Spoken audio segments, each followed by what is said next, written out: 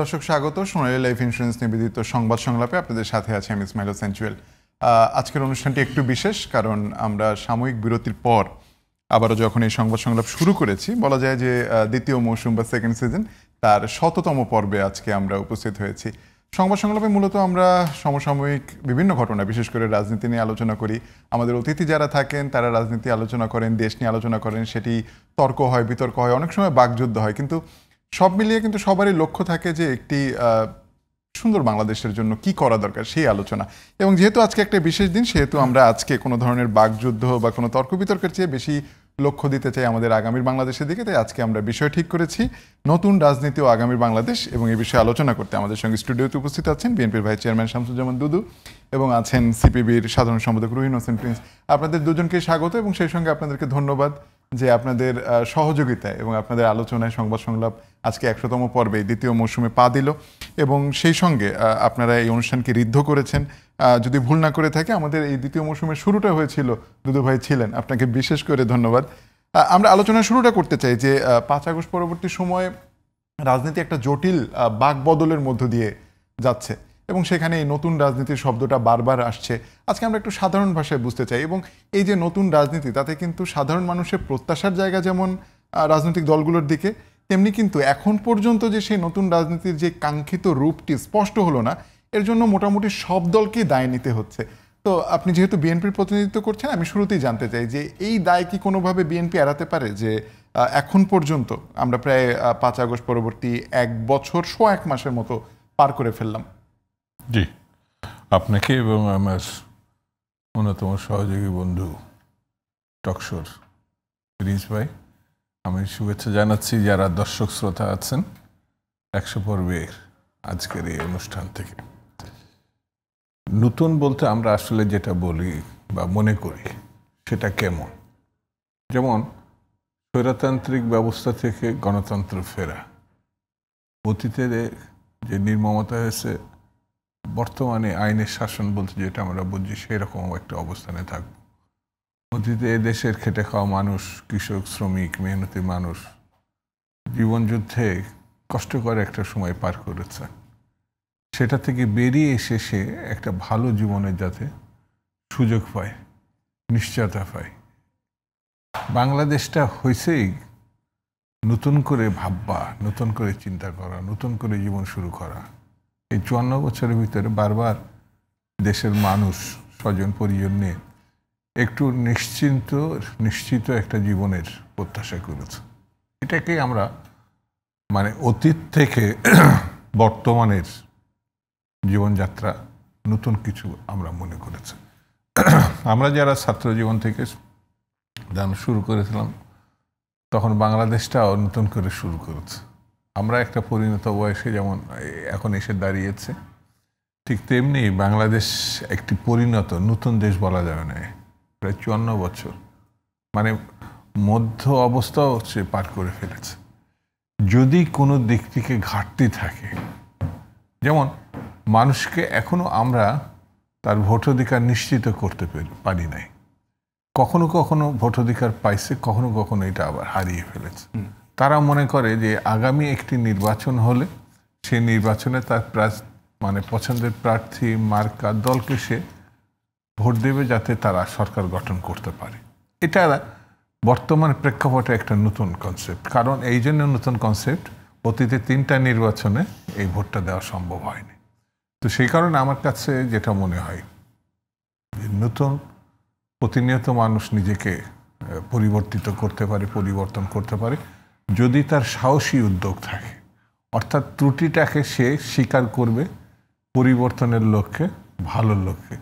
এই স্বীকারোক্তি, আত্মসমালোচনা যেটাকে আমরা বলি রাজনীতিতে, আত্মসমালোচনা যে জায়গায় না থাকে সেই জায়গাটায় পরিবর্তনের কোনো সম্ভাবনা থাকে না।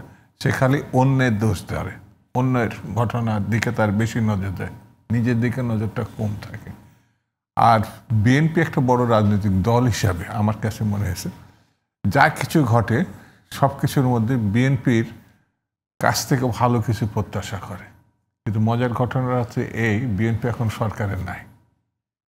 অন্যান্য রাজনৈতিক দলের মধ্যে বিএনপি বড় দল, এটা যেমন সত্য, অন্যান্য রাজনৈতিক দলগুলো এই সরকারকে সমর্থন করেছে বলে এই সরকারের ব্যর্থতাগুলো, ভুলগুলো বিএনপির উপর এটা হয়তো বেশি আসছে, অন্যদেরও কাঁধে যাচ্ছে। কিন্তু দায় হিসাবে আমরা নিলেও সরকারকে দেখা যাচ্ছে কিছু কিছু সময় আমরা ঠিক পথে রাখতে পারছি, ম্যাক্সিমাম সময় বেলাইনে চলে যাচ্ছে। তার ভিতরে একটি বড় জিনিস হচ্ছে মানুষের মতামত বা ভোটিং রাইট, এটা প্রায় 1 বছরের ঊর্ধ্বে চলে গেছে, কিন্তু এখনো পর্যন্ত সরকার একটা ভালো নির্বাচন মানে অনুষ্ঠানে প্রতিশ্রুতি দিছে কিন্তু হয় না। এটা যদি করা সম্ভব হয়, আমার কাছে মনে হয় যে অনেক দুর্ভোগ থেকে, অনেক বিতর্ক থেকে, অনেক সংকট থেকে জাতি হিসেবে আমরা বেরিয়ে আসতে পারবো। এটা প্রিন্স ভাই, যেটি জানতে চাই যে একই প্রশ্ন একটু যদি ছোট্ট করে বলে যান যে 5 আগস্ট পরবর্তী রাজনৈতিক, শামসুজ্জামান দুদু যেটি বলছিলেন সেটি আসলে অনেকখানি রাষ্ট্র, জনগণ এরকম। আমি যদি আরেকটু নির্দিষ্ট করে বলি যে দলগুলো নিজেদের মধ্যে সেটি কাঠামোগত, গুণগত বিভিন্ন জায়গায় পরিবর্তনের যে নতুন সম্ভাবনা তৈরি হয়েছে কিংবা প্রয়োজন তৈরি হয়েছে, সেটিতে আসলে এই গত 1 বছর 1 মাস বা 1.5 মাসে কতদূর এগোলো। আরেকটি বিষয় হচ্ছে যেটি শামসুজ্জামান দুদুকে বলছিলাম, যে মানুষ মনে করে যে এই যে এখন পর্যন্ত তৈরি হলো না সেটার দায় সব দলের, তেমনি তারা এটাও মনে করে যে জুলাইয়ে যারা নেতৃত্বদানকারী দল ছিলেন বা অংশগ্রহণকারী দল ছিলেন তাদের মধ্যে যোগাযোগ এবং সমঝোতা দুটিই খুব জরুরি। আমরা যোগাযোগটা দেখি এখনো, যেমন জাতিসংঘের সাধারণ অধিবেশনে আমরা দেখছি 3টি দলের 6 জন আছেন, নিশ্চয়ই তাদের মধ্যে সেখানেও যোগাযোগ হবে, দেশেরটা বাদই দিলাম। কিন্তু সমঝোতাটা হঠাৎ করে দেখলাম যে মানে এক পক্ষ থাকলেন আলোচনায়, এক পক্ষ চলে গেলেন রাজপথে। এটি তৈরি হলো কেন হঠাৎ করে? ধন্যবাদ আপনাকে। আমি প্রথমত এই অনুষ্ঠানের 100তম যে পর্ব আপনারা অতিক্রম করতে যাচ্ছেন, যার জন্য যারা বিশেষ করে নেপথ্যের যারা থাকেন, যাদেরকে চেহারা হয়তো দেখে না অনেকে, তাদেরকে বিশেষভাবে ধন্যবাদ জানাই। আর এখানে বিশিষ্ট রাজনীতিক দুদু ভাই, তাকে ধন্যবাদ জানাই। যারা শুনছেন, শুভেচ্ছা জানাই। আমি ছোট করে যেটা বুঝি যে আপনি আজকে যে নতুন রাজনীতি এবং বাংলাদেশের কথা বলছেন, দুদু ভাই কিছুটা বলেছেন। আমার কাছে মনে হয় যেমন ধরেন বিশেষ করে যে একটা পর্ব যখন অতিক্রম করি, যেমন এইবারের তো আমরা একটা গণ অভ্যুত্থান এবং এত বড় একটা রক্তক্ষয়ী গণ অভ্যুত্থান খেয়াল করতে হবে। এবং একটু যদি আরও খেয়াল করি সাধারণভাবে, আমি সাধারণভাবে বলছি, মানুষের একটা আকাঙ্ক্ষা ছিল ভাই একটা ভালো ভোট হোক, আমি ভোটটা দিই, তারপরে ঠিক হবে, অপছন্দ হলেও মেনে নেব এবং পরের ভোটটার ব্যবস্থা তুমি করো, পরে দেখে নেব, এবার মেনে নেব, দেখে নেব, এই তো সাধারণ মানুষের চেহারা। কিন্তু ক্ষমতার দাপট এমন জিনিস, সেটা কিন্তু সে করতে দিল না ভোট, যার জন্যে একটা রক্তক্ষয়ী গণ অভ্যুত্থান করতে হলো। তো এই গণ অভ্যুত্থান করার পাশাপাশি এই সময়ই অনেকগুলো অভিজ্ঞতা হলো, খালি গণ অভ্যুত্থান। এবার অন্য সময়ের তুলনায় এবার গণ অভ্যুত্থানে শাসক গোষ্ঠী দেশ ছেড়ে চলে গেল। খালি শাসক গোষ্ঠীর রাজনৈতিক নেতৃবৃন্দ না, তাদের বিভিন্ন জায়গায় যারা ছিল, এমনকি মসজিদের ইমাম থেকে শুরু করে বাইতুল মোকাররম, আমি মিন করছি, বাংলাদেশ ব্যাংকের গভর্নর থাকলোই না। এটা বিরাট ঘটনা না, যেটা কিন্তু অতীত দিনে আমরা এগুলো দেখিনি। আবার এটাও দেখলাম যে গণ অভ্যুত্থানের পরপর পুলিশ অঞ্চলের হামলা সহ নানা ধরনের নৈরাজ্যকর ঘটনা। তাহলে এই পুরো ঘটনাটাই যদি আমরা খুব গভীর বিশ্লেষণ না যে সহজে দেখি, তাহলে তো আমরা দেখতে পাচ্ছি যে আপনি জোর জুলুম করে ক্ষমতায় থাকলে, কারণ সাধারণত রাজনৈতিক দলগুলোই তো ক্ষমতা যায়, কিন্তু তার পরিণতি শেষমেশ ভালো হয় না। তাহলে আমাদের সবারই তো একটা উপলব্ধি হওয়া দরকার যে না, এই পথে আমরা হাঁটবো না। কারণ আমরা ক্ষমতায় থাকলে, ক্ষমতা এনজয় শব্দটা প্রচলিত বলে আমি ব্যবহার করলাম, যদিও এটা কারেক্ট না শব্দটা, তবুও আমি ব্যবহার করলাম। তাহলে সেইখান থেকে যে উপলব্ধিটা সবার একেবারে হয় না প্রথমে, তা বলবো না, কিন্তু আমার বিবেচনায় এই উপলব্ধির পরপরই গণতন্ত্রের পথে হাঁটার কাজটা করতে পারলে আপনি এই উপলব্ধি, রাজনীতিতে একটা নতুন ধরনের সংস্কৃতি, অনেক কিছু দ্রুত কিছুটা হইলো আনা যেত। এই জায়গাটায় আমার বিবেচনায় ঘটে গেছে বলেই আপনি পরের প্রশ্নটা করার সুযোগ পেলেন। আমি কেন, তাও একটু ছোট করে বলি। ধরুন এইবারের গণ অভ্যুত্থান, আমি অন্য সময়ও কিন্তু ছিল 3 জোটের, দেখেন এটা কি খেয়াল করেন, গণ অভ্যুত্থানের আগে Awami League, BNP, communist party, দাকুমরা তো সম্পর্ক ছিলই, সেইটাও তো আমরা এক হয়ে তো আন্দোলন করেছিলাম, তারপরেও দেখেন ব্যত্যয় ঘটলো। তাহলে অভিজ্ঞতা ছিল। তাহলে এইবারও নানা মতের নানা পথের পথ যখন আমরা একমত হয়ে আন্দোলনে যার যার জায়গা থেকে করলাম, তাহলে যেখানে গণতন্ত্রের পথে হাঁটার কথা ছিল, আমাদের পরস্পর আলাপ আলোচনার কথা ছিল, শুরু কিন্তু হলো। যে মুখ দেখা দেখি বন্ধ ছিল, রাজনৈতিক কালচার ছিল না, আমি একটা জায়গায় যাব কি যাব না, গেলে কি মনে করবে, ও আমার বিরুদ্ধে কিনা, শুরু কিন্তু করা গেল নানা মত পথের পার্থক্য সত্ত্বেও। তাহলে করা গেলে গণতন্ত্রের পথে না হেঁটে যখন ওই করাটা বেশি সময় আমরা নিলাম এবং যার যার কতটুকু আধিপত্য বিস্তার করা যায় ওইখানে যখন আমরা শুরু করলাম, তখন কিন্তু এই পুরনো সংস্কৃতিটা থেকে পাল্টে আমরা আসতে পারলাম না, আমি সহজে বুঝি। আপনি যে কথা বলছেন নতুন দল বা অন্য যে বিষয় টিষয়গুলো, একটা নতুন দল, হ্যাঁ, গণ অভ্যুত্থানে অংশগ্রহণকারীদের মধ্যে অনেকে ছিল, যদিও এই কথা একটু মনে রাখতে হবে, গণ অভ্যুত্থানে অংশগ্রহণকারী রাজনৈতিক দল, ছাত্র সংগঠন, তারা কিন্তু যার যার কাজে চলে গেল। সেইখানেও যখন ক্ষমতাটা মুখ্য হয়ে উঠলো, তখন কিন্তু এই কালচারগুলো সরে আসলো। আর এই কথা আমি একটু বলতে বাধ্য হচ্ছি, হ্যাঁ, নিঃসন্দেহে এইটার একটা কেন্দ্রিক ভূমিকা পালন করতে পারতো, এখনও সুযোগ আছে। যিনি ক্ষমতায় আছেন উনি তো কোনো দলের না, কিন্তু উনি যখন এই কথা বলেন, আমি একেবারেই কোট করেই বলতে চাই, ধরুন 30-35টা দল ওনারাই আমন্ত্রণ করলেন মিটিং, কিন্তু উনি শুরু করলেন এমনভাবে আসন বন্টন করলেন, ওই যে বললো বিএনপি বড় দল, হ্যাঁ, এটা তো কেউ অস্বীকার করার কোনো কারণ নেই, রাষ্ট্র ক্ষমতায় ছিল, ভোটের বিবেচনা, এর চোখ বন্ধ করলেই বোঝা যায়। আমরা সকল জরিপের নামে আমি যে যত জোরে কথা বলি না কেন, ওইটা তো আর মানুষ গ্রহণ করবে না। তা সেইখানে যখন আসন বিন্যাসে দেখলাম এই দলগুলোর সাথে এমন দলকে এক করে ফেলানো হলো, বা এই ধরনের মিটিং যখন হলো আরও অনেক দল, সেইখানে আমাদের প্রধান উপদেষ্টা আসলেন, অনুষ্ঠান পরিচালনাকারী বললেন, প্রধান উপদেষ্টার অভিপ্রায় অনুযায়ী আমি 3টি দলের কথা শুনতে চাই। বিএনপি এবং জামাত ইসলাম এবং নতুন দল একই মাত্রায় মেপে কথা বলল। তাহলে আপনি যে নতুন ধরনের যে সংস্কৃতির কথাটা বললেন, তো আপনি কোন সংস্কৃতিটা এখানে চালু করলেন? তার মানে আপনি এর প্রতিক্রিয়া যেটা হয় তাই, জাতিসংঘ যাই বলেন না কেন, আমি জানি না, আমি এটা নিয়ে কথা বলতে চাইছিলাম না, কিন্তু কথা বললেন বলে বলি, উনি কোন বিবেচনায় এই জায়গাটা গেলেন? এবং গেলে প্রথমে যেভাবে দেখলাম নামটাম হলো, পত্রিকার সাংবাদিকরা এটা খবর বের করলো যে কনেক দল বোধহয় মনক্ষুণ্ণ হলো, অমুক দলের 2 জন কেন, আমার দলের 1 জন কেন। আমি বলছি সত্য মিথ্যার ব্যাপার না, আপনি তো চোখের সামনে, মানুষের চোখের সামনে যেটা হয় তারও তো কালচারাল ডেভেলপমেন্টে কাজ করে, বা তার মধ্যে কতগুলো প্রতিক্রিয়া হয়, যে প্রতিক্রিয়া নেগেটিভও হয়। তো এই সংকটগুলো যেটা প্রত্যাশা আমাদের ছিল যে অন্তর্বর্তীকালীন সরকার এটা করবে, আমার বিবেচনায় তিনি এই যথাযথ দায়িত্ব পালন না করায় আমাদের এই অন্ততপক্ষে যে পরস্পর যে নতুন রাজনীতি, নতুন কালচারের পথে হাঁটায়, নতুন রাজনীতি মানে কিন্তু যার যার আদর্শ বিসর্জন নিশ্চয় না, কিন্তু গণতন্ত্রের নর্মস থাকবে, মানুষের কাছে যাব, মানুষ যাত্রা গ্রহণ করবে, সেইটা নিয়েই গণতন্ত্রের পথে যাত্রা করব। এই জায়গাটা তিনি করতে পারতেন, এখনও পারেন নাই। এবং আমি শুরুতে যেটা বলেছি সেটি দিয়ে শেষ করি, আসলে আকাঙ্ক্ষাটা উনি পারবেন সেটাও আমরা করিনি। কেন? কারণ অন্তর্বর্তীকালীন সরকার নানা ধরনের মিশ্র লোকজন নিয়ে করেছে, নানা ধরনের যার যার এজেন্ডা আছে, এখানে আধিপত্যবাদী এজেন্ডা, সাম্রাজ্যবাদী এজেন্ডা, পতিত গ্রুপের এজেন্ডা, এত সহজে তো এর সমাধান না। সমাধান একটাই পথ ছিল, দ্রুততম সময়ে ক্ষমতায় আসার পরে গণতন্ত্রের পথে হাঁটার কাজটা করা। আমি এখনও মনে করি যতটুকু আছে ওনাদের হাতে সময় আছে, আমরা এখনও তো একসাথে মিটিংয়ে বসি, এটা একটা বড় খবর, যেটা মুখ দেখাতে কি হতো না, একসাথে অনেকগুলো পয়েন্টে আলোচনা করছি, এটাও কিন্তু অগ্রগতি। যে আলোচনা কখনো করতাম না, আপনারা টেলিভিশনের মাধ্যমে দেখায় মানুষ অন্ততপক্ষে বুঝছে যাচ্ছে এই বিষয়গুলো, এর মতগুলো। তাহলে এই ধারাবাহিকতা রক্ষা করা যাবে দ্রুততম সময় ওনারা একেবারে নির্বাচিত প্রতিনিধির হাতে ক্ষমতা হস্তান্তর করার দৃষ্টিভঙ্গিকে সামনে রেখে যদি গণতন্ত্রের পথে হাঁটে। জি, অনেক ধন্যবাদ। যেমন দুটো একটি বিষয় আজকে বলছিলাম যে খুব সাধারণ মানুষের মতো করে বুঝতে চাই আপনাদের কাছ থেকে।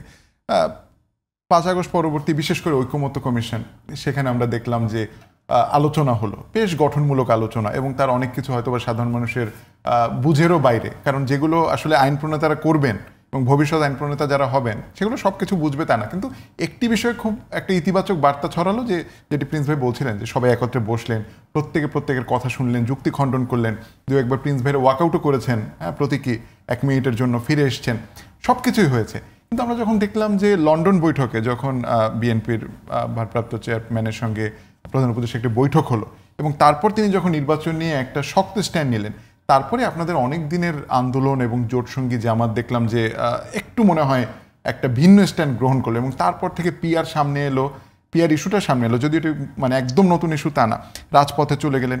এই যে আপনাদের মধ্যে হঠাৎ করে দূরত্বটা, এটা আপনি কিভাবে দেখেন, বা এটা কি আসলে বিএনপি পারতো যে এই দূরত্ব তৈরি না করার জন্য?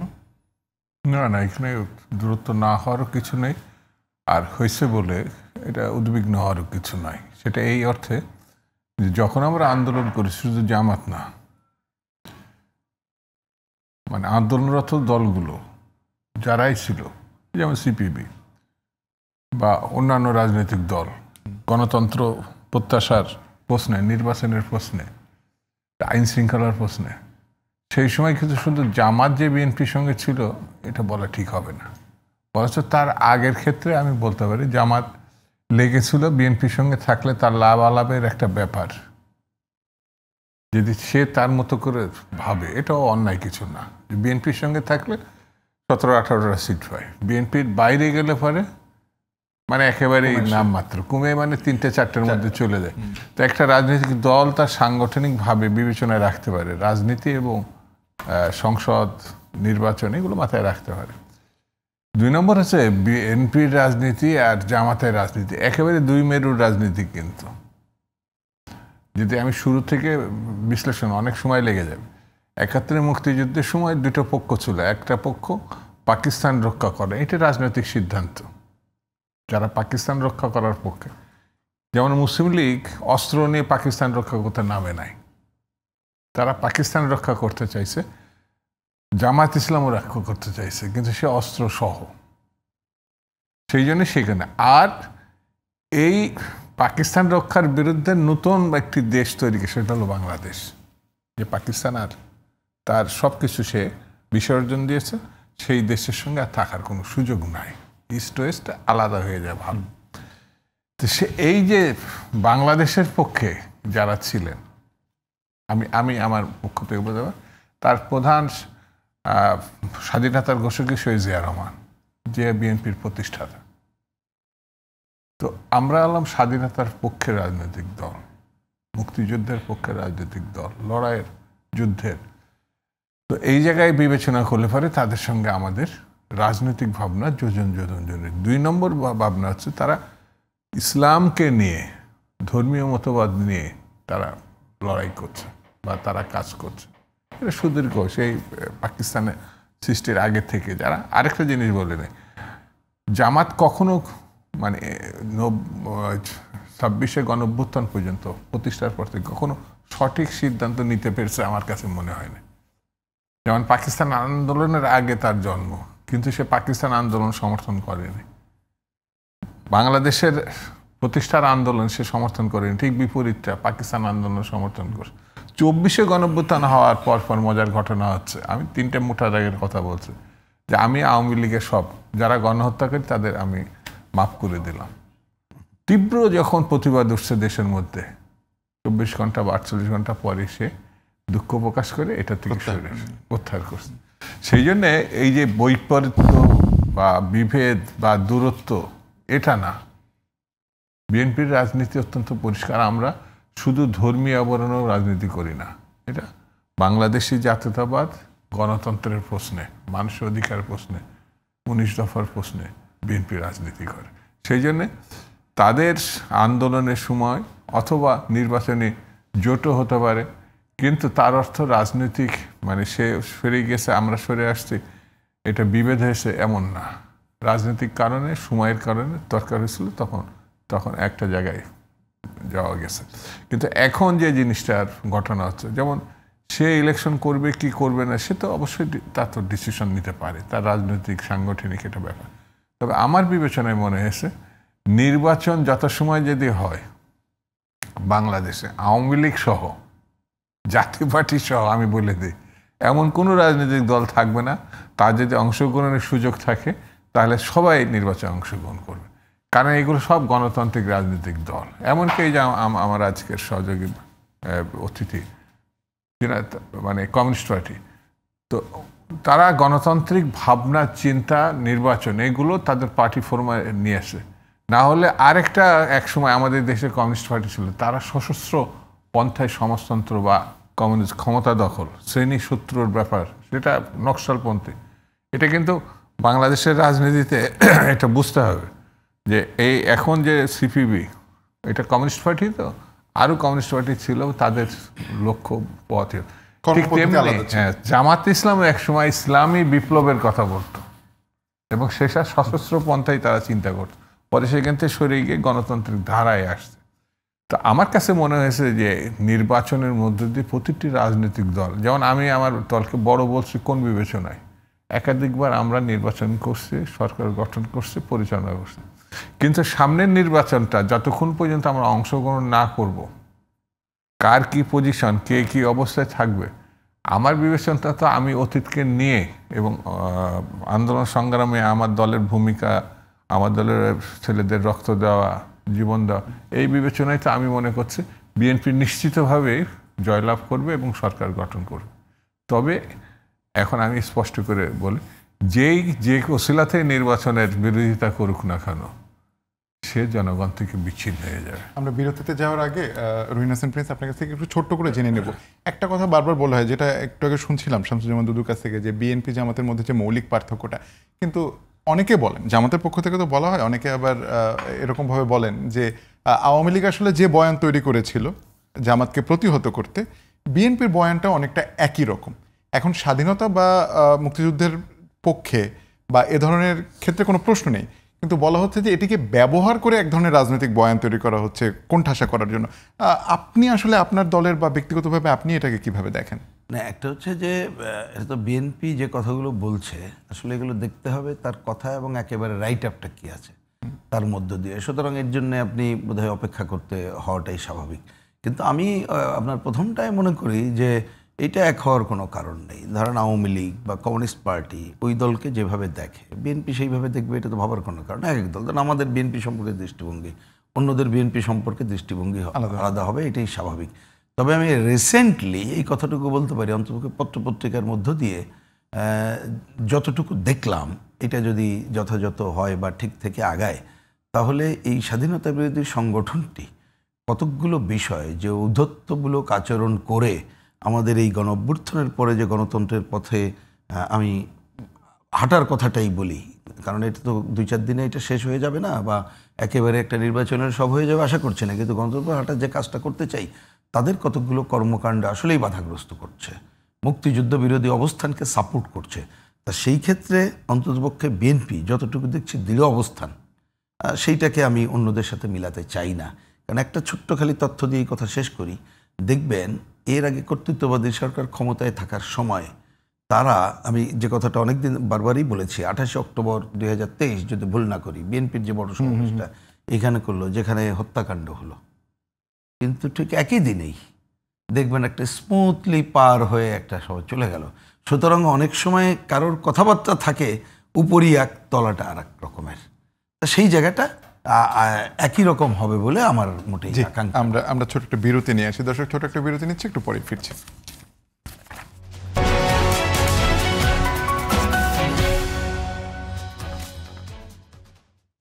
দর্শক, সোনালী লাইফ ইন্স্যুরেন্স নিবেদিত সংবাদ সংলাপের এই দ্বিতীয় মৌসুমের 100তম পর্বে আরও একবার স্বাগত। আপনাদের সাথে আছে ইসমাইল হোসেন জুয়েল। স্টুডিওতে এতক্ষণ আলোচনা করছেন এবং এখনও করবেন সিপিবির সাধারণ সম্পাদক রহিন হাসান প্রিন্স এবং বিএনপির ভাইস চেয়ারম্যান শামসুজ্জামান দুদু। বিরতির পর আরও একবার স্বাগত। আমরা বিরতির আগে যে জায়গায় শেষ করেছিলাম, সেটা মোটামুটি একটা বলা চলে যে আলোচনাটা শেষ। আমি একটু ভিন্ন জায়গায় যেতে চাই, দুজনের দৃষ্টি আকর্ষণ করতে চাই একটি ইন্টারভিউর উপরে। কলকাতা ভিত্তিক একটা সংবাদ অনলাইন এই সময়, সেখানে বিএনপি মহাসচিবের একটি ইন্টারভিউ ছাপা হয়েছে এবং সেখানে তিনি বলেছেন যে 30টি আসন না দেয় পিআর নিয়ে বিএনপির উপর চাপ সৃষ্টি করছে জামায়াত। এবং রাজনীতির তো দুজনই আপনারা অনেক অভিজ্ঞ রাজনীতিবিদ, রাজনীতির একটা বড় নিয়ামক নির্বাচন, এবং বলা চলে যে গণতান্ত্রিক ব্যবস্থায় নির্বাচন হচ্ছে আপনার জন আকাঙ্ক্ষার সবচেয়ে বড় প্রতিফলন। তো সেটি আসলে আমরা এর আগে যে পতিত ফ্যাসিস্টের বড় দুর্বলতা বা বড় আক্রমণের জায়গাটা দেখেছি ভোট ব্যবস্থার। আপনি শুরুতেই বলেছিলেন যে মানুষের ভোটাধিকার ফেরত যাওয়াটাই হচ্ছে এই মুহূর্তে সবচেয়ে বড় অর্জন হবে সব রাজনৈতিক দলগুলোর। কিন্তু এখনও যদি এই চাওয়াচাওয়ি, ভাগাভাগি এবং এ ধরনের কথা আসে, সেটি কি আসলে সাধারণ মানুষের মধ্যে রাজনীতি নিয়ে ওই যে পুরনো যে চিত্র, সেখান থেকে আমরা যে নতুন রাজনীতির কথা বলছি, একটু কঠিন হয়ে যাবে না সাধারণ মানুষের জন্য? প্রথমেই বলে রেখে, আমাদের মহাসচিব মির্জা ফখরুল ইসলাম আলমগীর তিনি কিন্তু এই ইন্টারভিউর এই বক্তব্য অস্বীকার করছেন। আচ্ছা, এটা বিভিন্ন পত্রপত্রিকাতে, আমাদের দেশের পত্রপত্রিকাতে ইতিমধ্যে আসছে। আমার কাছে আপনাকে বলে, এই যেমন অন স্ক্রিনে আমরা যে কথাগুলো বলছি, যেভাবে বলছি, অফ স্ক্রিনে কিন্তু আমরা অনেক কথা বলতে পারি, এর থেকেও অনেক কঠিন কথা, যেগুলো আমরা কিন্তু মনে করব না যেটা প্রকাশ। এটা আমরা অনেক বিশ্লেষণের করতে পারি, অনেক রকম বন্ধুত্বের কারণে বলতে পারি, এটা জানা বোঝার জন্য। তো কোনো কোনো পত্রিকা আছে আমার বিবেচনায় এমন কিছু কথা যার সাক্ষাৎকার নেয় তার মুখে দিয়ে দেওয়া হয় যাতে পত্রিকার কাটতি বাড়ে। এটা আমি বলবো যে এই সময় যে নামে পত্রিকাটা এটা করেছে, যদি জানি না তারা কোন বিবেচনায় এটা করেছে, তো এই সময় এই ধরনের যে কথা বলেননি ইন্টারভিউ যে দিচ্ছেন, আবার বিএনপি এখন লিডিং পার্টি, এমন একটা পার্টি যার ভুলচুকের উপরে গণতন্ত্র ভুলচুক হয়ে যেতে পারে, যার সাফল্যের উপরে গণতন্ত্রের সাফল্য নির্ভর করতে পারে, তার মুখ থেকে এই ধরনের কথা, বিতর্কিত মন্তব্য না দেওয়াটা ভালো ছিল। জামাত কেন, যে কোনো পার্টি যারা গণতান্ত্রিক আন্দোলনে ছিল তারা কিন্তু আগামী দিনে পার্লামেন্টে একটি সম্মানজনক অবস্থা নিয়ে যেতে চাবে, এটা অস্বাভাবিক না। কিন্তু সংখ্যা নিয়ে বিচার যেটা আলোচনা আসবে সেটা এই আন্দোলনের চরিত্রে আপনাকে ঘুরাই দেবে। তাহলে ওই সময় শেখ হাসিনা যেমন ওই দলকে অতটা, ওই দলকে অতটা, ওই দলকে অতটা দিবেন, এটা তো নির্বাচন না। তার মানে নির্বাচন কমিশনকে শেখ হাসিনা কন্ট্রোল করত। বিএনপি আসন ছেড়ে দিতে পারে যে আমি 5টা আসনে ভালো প্রার্থী দেব না, অথবা প্রার্থী দিব না। কেন দিব না? আমরা মনে করি সে ভালো করুক।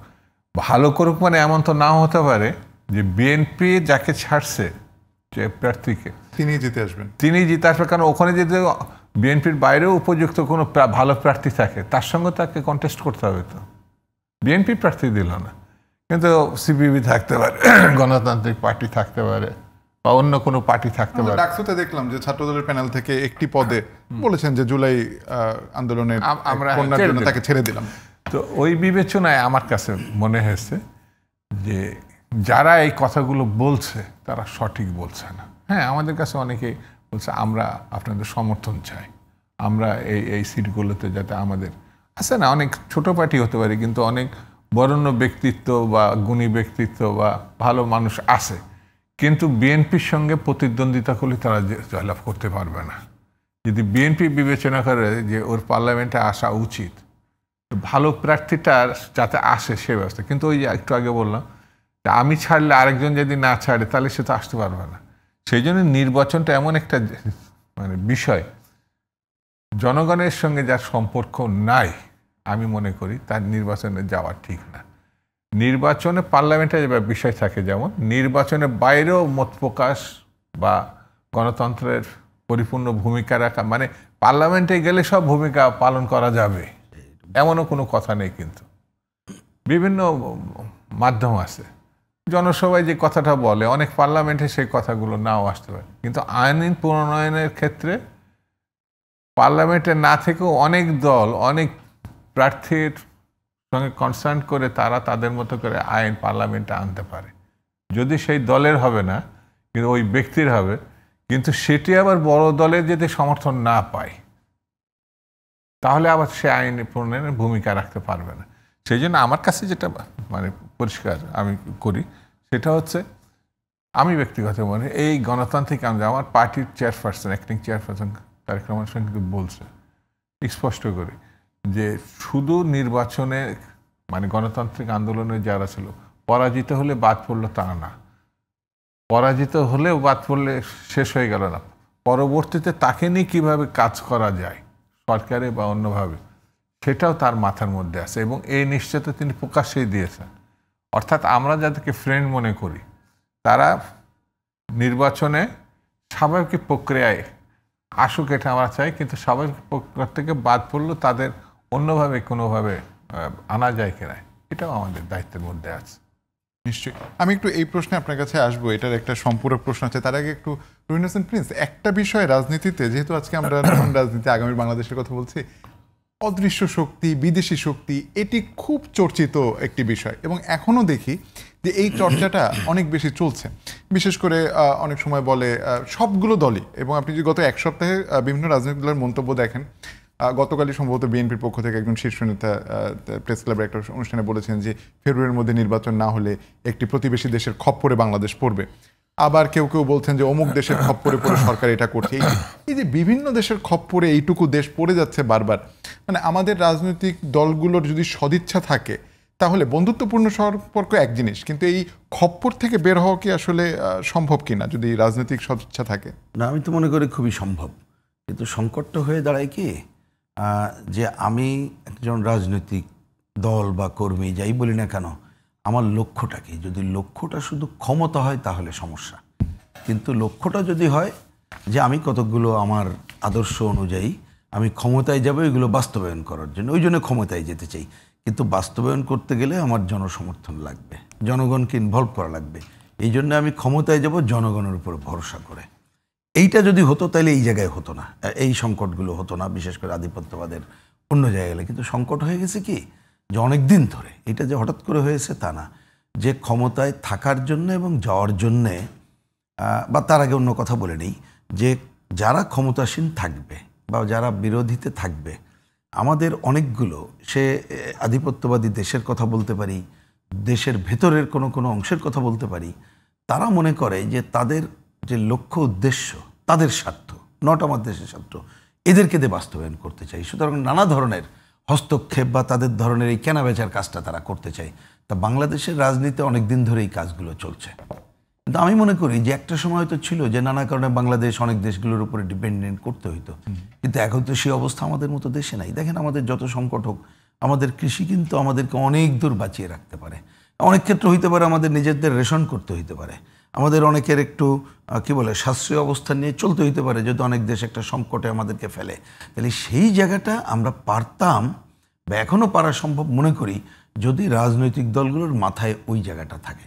কিন্তু দেখেন, এটা কোনো আমি আজকের আপনার আলোচ্য সূচি অনুযায়ী কোনো গভীর সমালোচনার জন্য কথাটা তুললাম না, সাধারণভাবে তুললাম। ধরুন, রাজনীতিতে অনেক দল তো অনেক দিন ধরে আছে না? আমি আমাদের দলের কথা বাদই দিলাম, অনেক দল আছে, অনেক দিন ধরে কাজ করছে। কিন্তু আপনি যদি মনে করেন যে গতকালই একটা দল করে বা কিছু একটা করে ক্ষমতা ছাড়া আপনার মাথায় কিছু নেই, তখন যখন দেখলেন আপনি আগাইতে গেলে নিজেদের দল ঠিকমতো দাঁড় করাইতে পারি না, আবার যখন অন্য দলের কাছে যাই, দল কেন আপনাকে সমর্থন দেবে? তার জনসমর্থন তো চাইতে হবে বা লাগবে, নেতা লাগবে, হয় না? তখন আপনাকে কেউ যদি প্রভোগ করে, আরে আসো তুমি, আমি দেখছি, তখন এই সব জায়গায় চলে যায়। কারণ মাথায় যদি ক্ষমতাটা থাকে, আমার বিবেচনায় যে ক্ষমতাটাই প্রধান, এইটা থেকে যদি আমরা বেরিয়ে আসতে পারি, দেশের স্বার্থ প্রধান, এইটাকে যদি আমরা নির্ভর করতে পারি এবং জনগণ নির্ভর করতে পারি, তাহলে অনেকে এসে আপনার উপর হস্তক্ষেপ করতে চাইলেও এই জায়গাটা থাকবে না। তার জন্য ওই যে আপনার সূচনার কথাটিকে আমি ধরে বলি যে আমরা নতুন ধরনের রাজনীতি বা নতুন কালচার, এই সংস্কৃতিটা যদি আমরা তৈরি করতে পারতাম, মানুষ যদি এটা, মানুষের কাছে যদি এটা দৃশ্যমান হতো বা দলগুলোর কাছে, যে ভাই আমি যদি কারো সমর্থনও নিয়ে আসি, কিন্তু আমি মানুষের সাথে কাজ না করলে আমার এই ক্ষমতায় 5 বছরের জন্য বসাইলেও আমাকে 2 বছর পরে কিন্তু চলে যেতে হইতে পারে, বেশি দিন ক্ষমতায় থাকতে হয়তো হবে না। তা সেই ধরনের জায়গা থেকে বেরোয় আসার, আমি বললাম যে একবার কিন্তু এক একটা সুযোগ হারাই। 90-এর পরে যেমন মুক্তিযুদ্ধের পরে আমরা যেমন সুযোগ হারিয়েছি, 90-এর পরে হারালাম, এইবারও আমি জানি না হারাতে যাচ্ছি কিনা, কিন্তু এখনও সময় আছে। আমরা বারবার এই কথাটা বলছি, ছোট্ট অভিজ্ঞতায় বলি, এখনও সময় আছে। যতটুকু ধরেন এখনও পর্যন্ত উনি ডাকলে তো সব দল যাচ্ছে। এই যে বললাম, উনি সবাইকে সমমর্যাদা না দিলেও কিন্তু কেউ না বলছে না। কতকগুলো জায়গায় তো ঐক্যমত্য হয়েছে, এখানে চাপাচাপির তো করার দরকার নেই, জোর জুলুম করে তো ঐক্যমত্য করার দরকার নেই, কারণ তা তো হবে না, এক এক দল আছে। তাহলে সেই জায়গাটা যারা সূচনা করতে চায় তার একটা নিজস্ব চিন্তা থাকতে পারে, হয়তো তার কাছে ওইটা ভালো আকাঙ্ক্ষা, আমার কাছে খারাপ আকাঙ্ক্ষা হইতে পারে। তা আমরা এটা তর্ক বাদ দেবো কখন? যদি যতটুকু ঐক্যমত্য মানে একমত হয় সেটাকে ধরে আগায়, কেউ কারোটার উপরে চাপাই দিতে যদি না চাই, এবং মানুষ যদি এইগুলোর মধ্য দিয়ে ইনভলভ হয়, তাহলে দেখবেন একসময় ওই বিদেশি শক্তি বা যাদের উপরে নির্ভর করার কথা, ওরা এসে দেখবে লাভ নেই, যে একজনকে আমি একটু চেষ্টা করলাম কিন্তু ওকে দিয়ে আমার কাজ হয় না, ও কুইট করবে। আর এই লোকগুলোও দেখবে যে ওদের উপরে ভরসা করে লাভ নেই, জনগণের উপরে ভরসা করা ছাড়া আমার পথ নেই, তখন উভয়ের পথ পরিবর্তন করবে বলে আমার কাছে মনে হয়। শামসুজ্জামান, যে সম্পূরক প্রশ্নের কথা বলছিলাম, যে রাজনীতিতে গুণগত পরিবর্তন তো আসলে নেতা কর্মী সবার মাধ্যমেই আসে, কিন্তু একটা বিষয় খুব লক্ষণীয়, সেটি আসলে সব সরকারের, সব দলেরই, অধিকাংশ দলেরই বলতে হবে, সব দল না বলি, যে যখনই একটা, মানে আমি একটু যদি সহজ ভাষায় বলতে যাই, যে মধুর সন্ধান যখন পাওয়া যায়, তখন অনেক মৌমাছি সেখানে ভিড় করে। এবং আপনারা যারা দীর্ঘদিন ধরে রাজনীতি করে আজকে এই পর্যায়ে এসছেন, আপনারাও নিশ্চয়ই চোখের সামনে দেখেন যে বিএনপির 5 আগস্ট পূর্ববর্তী যেই নেতাকর্মীর মানে সংখ্যা এবং পরবর্তীতে যে সংখ্যা বেড়েছে, এই যে অনুপ্রবেশকারী বলি কিংবা নতুন যারা আসছে এই মধুর সন্ধানে, তাদেরকে কি আসলে দলগুলো, বা যদি আমি আপনার কাছেই প্রশ্ন করি, বিএনপি কি ঠেকাতে পারলো কমিটি গঠন? এবং সেই সঙ্গে এটিও জানতে চাই, আগামী নির্বাচনে মনোনয়নের ক্ষেত্রে, সেটি শুধুমাত্র আমি জাতীয় সংসদ বলছি না, যে কোনো ক্ষেত্রে বা কমিটির মনোনয়নের ক্ষেত্রে কতটুকু পারবেন? এই যে মধু প্রসঙ্গের কথা বললেন না, এটা আমরা ছাত্র জীবন থেকেই দেখে আসছি। এখন তো একটা পরিণত বয়সে আমরা পৌঁছাইছি। যেমন হুসেন মোহাম্মদ এরশাদের সময় অনেক ছাত্র নেতাকে আমরা দেখেছি। ডাকসুর জিএসএসি বাবলু সাহেব, উনি এখন প্রয়াত, আল্লাহ তার বেশ নসিব করুক, আন্দোলন করতে করতে আমাদের সঙ্গে আছে। একটা সময় শুনলাম যে সে সরকারে মানে নাই হয়ে গেল, এরশাদ সাহেবের পাশে বসে আছে। আমি এত টেলিভিশন ছিল না তখন, তারপরেও আমরা আমরা ধাক্কা খাইছি, আমরা সমালোচিত হয়েছি, আমাদেরকে অনেকে হয়তো কেউ কেউ অবিশ্বাসও করছে।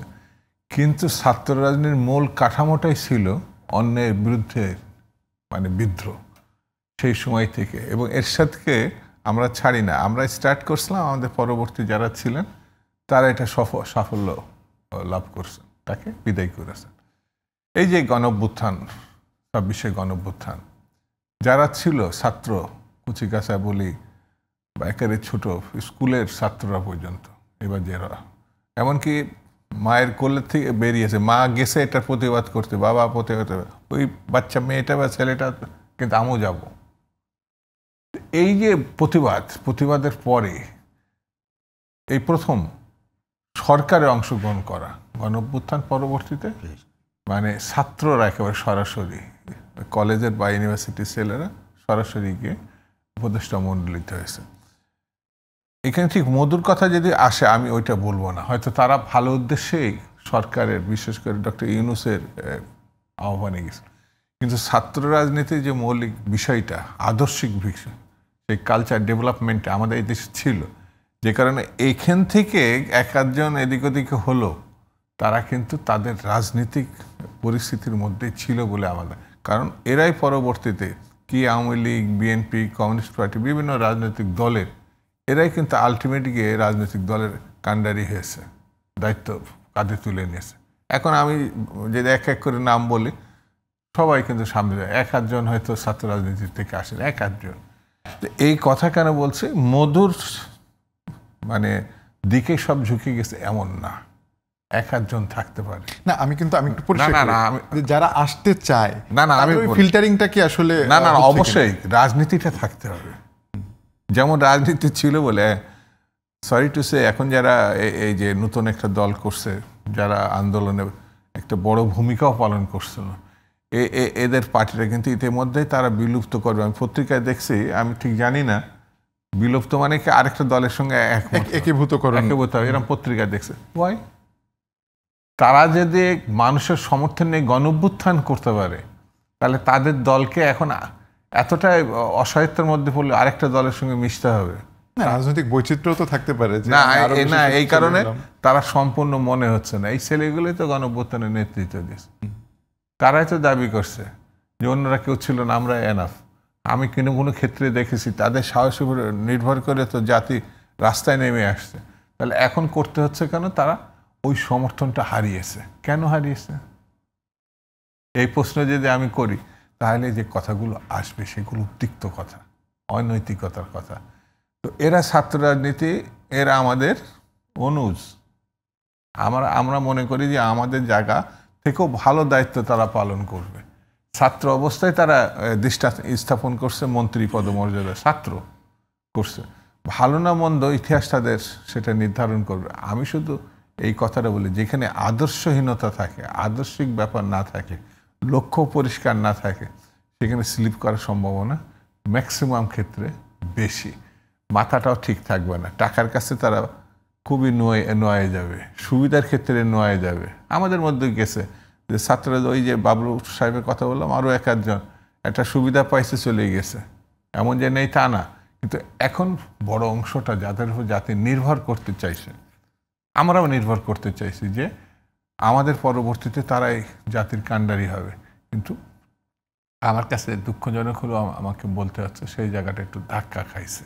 সেই জায়গাটা আরও পরিষ্কার হতো, ভালো হতো, সেটি যদি আমরা নির্বাচনে নিয়ে গিয়ে জাতিকে দাঁড় করাতে পারতাম, সবাই বুঝতে পারতো কে কোন অবস্থায় আছে। মানে ফেয়ার ইলেকশন হতে হবে। ওই যে পাতানো সাজানো গোজানো নির্বাচন অতীতে যেটা হয়েছে ওইভাবে নির্বাচন হলে হবে না। এটা ফেয়ার ইলেকশন হতে হবে, সবার ভোট অধিকার থাকতে হবে, নির্বিঘ্নে সে যেন ভোট দিতে পারে। তাহলে বোঝা যাবে আমরা এখন আমাদেরকে মানুষ কিভাবে দেখছে, কোন দলকে কোন নেতাকে কিভাবে দেখছে। জি, আমরা শেষ করব, শেষটা করতে চাই রুহিন হোসেন প্রিন্স একদম শেষ প্রশ্ন দিয়ে। সেটি হচ্ছে এই যেমন আদর্শের কথা বললেন, রাজনৈতিক ক্ষেত্রে তো আসলে চর্চা যেমন জরুরি, তার একটা আদর্শ জরুরি, তেমনি প্রশিক্ষণটাও জরুরি। প্রশিক্ষণ কেন জরুরি আমি যদি বলি, এটা খুব স্পষ্ট যে শামসুজ্জামান দুদু ভাইদের যে দল, সেখানে যারা মিছিলে আসেন তার ভিতরে যে আপনি জিজ্ঞেস করেন যে তারেক রহমানের 31 দফা বলার জন্য, এটা কিন্তু নিশ্চিত যে অনেকেই কিন্তু সেটি জানবেন না, না জানাটা দোষের না, কিন্তু ওই যে তার আদর্শ কিংবা প্রশিক্ষণটি নেই। আবার অনেকে যারা ধরেন পিয়ারে নিশ্চয়ই সোশ্যাল মাধ্যমে দেখেছেন যে পিয়ার কি বলেছেন যে অমুক চাই বলে আমিও চাই, অর্থাৎ তিনি না বুঝেই কিন্তু এক ধরনের এই যে অন্ধ অনুসরণ, সেটি না করে আসলে কি মনে করেন রাজনৈতিক দলের মধ্যে এই যে নতুন সুযোগটি তৈরি হয়েছে, সেখানে কর্মীদের বা যারা সমর্থক তাদের যে রাজনৈতিক প্রশিক্ষণ একটা প্রক্রিয়ার মধ্য দিয়ে যাওয়া, সেটি অনেক দিন ধরে অনুপস্থিত, তো সেটি জরুরি কিনা? না, এটা আপনি খুবই কারেক্টলি বলেছেন, এবং আপনি শুরুতে একটা এই প্রশ্নের সময় ফিল্টারিংয়ের কথা বলেছেন, এটা তো 100% ঠিক। কিন্তু আবার একটু আমি শেষ কথাটা বলেই এবার মাঝখানে কয়েকটা কথা বলি। ওই যে জায়গাটা, সে প্রশিক্ষণ বলেন বা ওরিয়েন্টেশন কোর্স বলেন বা ফিল্টারিং বলেন, যে যে শব্দ বলেন না কেন, তার মানে ইনভলভ করতে হবে। আমি আরও ছোট করে যদি বলি, কর্মীকে ইনভলভ করতে হবে, জনগণকে ইনভলভ করতে হবে। তা সেই কর্মীকে ইনভলভ এবং বা জনগণকে ইনভলভ পথটা কি? আমরা কিন্তু অনেক দিন ধরে পারছি না। ধরেন যদি কোনো দলের ইচ্ছা থাকে, যাদের ইচ্ছা নেই আমি তাদের কথা বললাম না, পারছি না, তো আমরা গণতন্ত্রের পথেই তো হাঁটতে পারছি না। আপনার যদি পথটা মোটামুটি হয়, তাহলে আচ্ছা পথ পরিষ্কার করার জন্য আচ্ছা তুমি যাওয়ার সময় একটু উল্টাপাল্টা করতেছো, এইভাবে হাঁটতে ওইভাবে হাঁটতে হয় বলতে পারবো।